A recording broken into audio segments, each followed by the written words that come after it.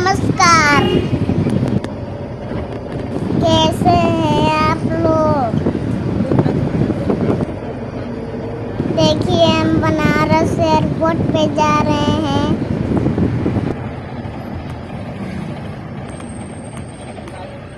अभी हम अपनी गाड़ी पार्किंग में लगाएंगे।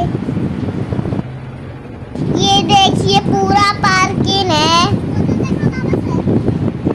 ये देखिए लाल बहादुर शास्त्री की मूर्ति लगी हुई है। अभी हम लोग गाड़ी पार्क कर रहे हैं।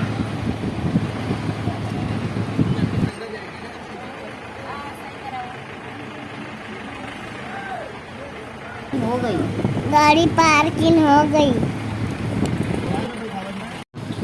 अभी अभी उतर के एयरपोर्ट के तरफ जाना है।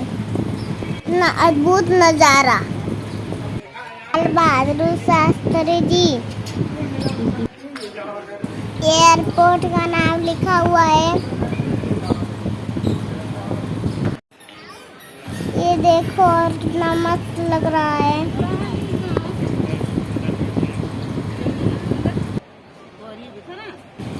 ये देखो बड़ी टीवी लगी है।